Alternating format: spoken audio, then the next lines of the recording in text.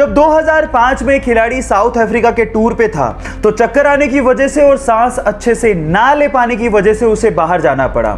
जब जांच हुई तो पता लगा कि उसके दिल में छेद है। इलाज कराने के बाद उसे एक बात तो समझ में आ गई थी कि लाइफ बहुत ही अनप्रेडिक्टेबल है, कल का भी भरोसा नहीं है। इसलिए पॉजिटिवली उसने डिसाइड किया कि वो अब खुल के जिएगा और खुल के खेलेगा।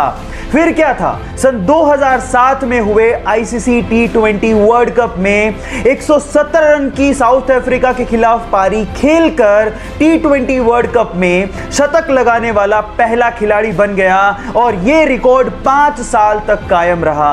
Yes, I am talking about the sixer king Chris Gayle. Guys, यहां सीखने लायक बात यह है कि खुल के जियो, जो लाइफ में पॉजिटिवली करना चाहते हो वो कर लो, क्योंकि क्या पता कल हो ना हो। इंडियन पुलिस, इस नाम से हमें खाकी वर्दी में एक मोटे से आदमी के ख्यालात आने लगते हैं, लेकिन अब नहीं आएंगे। इस वीडियो को देखने के बाद इंडियन पुलिस के लिए आपके परसेप्शन बदलने वाले हैं। नाम है सचिन अतुलकर, उम्र 34 साल, पेशे से आईपीएस और अभी उज्जैन में एसपी की पोस्ट पर तैनात हैं। लेकिन बॉडी के मामले में सलमान खान, जॉन इब्राहिम, ऋतिक रोशन तक पानी भरते हैं। बंदा 1.5 घंटे तक जिम में पसीना बहाता है और इसकी सोशल मीडिया फैन फॉलोइंग देख के आपके दांतों तले उंगलियां दब जाएंगी। क्या लगता है, इसको देखने के बाद इंडियन पुलिस के लिए आपका परसेप्शन चेंज हुआ क्या? चैट सेक्शन में लिखना मत भूलिएगा। आपके प्यार की हद कितनी है? आंसर देने से पहले कहानी जरूर सुन लेना।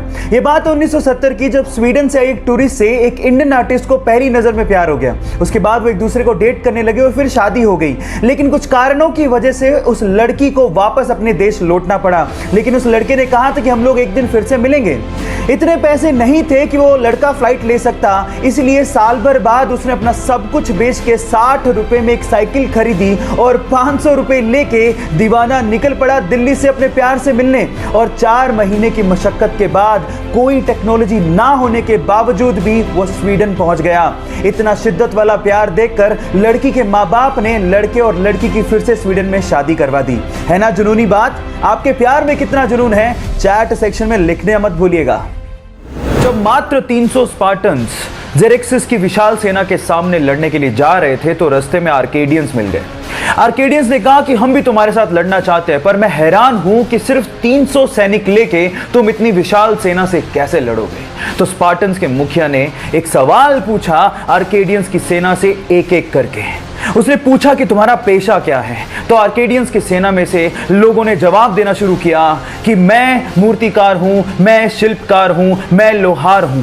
फिर स्पार्टन्स के मुखिया ने अपनी सेना से सवाल पूछा कि तुम्हारा पेशा क्या है? तो उन सब ने जवाब दिया, खून, खून, खून। सबक यह है कि जंगें सैनिकों से नहीं, हौसलों से जीती जाती हैं। राजीव गांधी जब इंडिया के प्राइम मिनिस्टर थे तो वो चाहते थे कि हमारा देश 21वीं सदी का देश बने, लेकिन ये तभी पॉसिबल था जब हमारे पास सुपर कंप्यूटर जैसी टेक्नोलॉजी होती, जो कि उस समय सिर्फ यूएस जैसे विकसित देशों के पास ही थी। तो वो यूएस गए और वहां के प्रेसिडेंट को कहा कि आप हमें ये टेक्नोलॉजी प्रोवाइड कीजिए। लेकिन वहां के प्रेसिडेंट ने साफ मना कर दिया। जब वो भारत वापस आए और भारतीय वैज्ञानिकों को संबोधित कर रहे थे तो वो लिटरली रोने लगे और कहा कि मेरा सपना अधूरा रह गया। तब यहाँ के साइंटिस्ट लोगों ने कहा कि आप हम पे भरोसा क्यों नहीं करते, आप हमें फंड दीजिए, हमें मदद कीजिए, हम आपको सुपर कंप्यूटर बना के देंगे। उसके बाद सीडेक जैसी संस्था ने 3 साल की कड़ी मेहनत के बाद भारत को अपना पहला सुपर कंप्यूटर दिया, जिसका नाम था परम 8000। सो गाइज, यहाँ सीखने लायक बात यह है कि अगर आप बिलीव करो तो इस दुनिया में हर काम पॉसिबल है। So believe in yourself.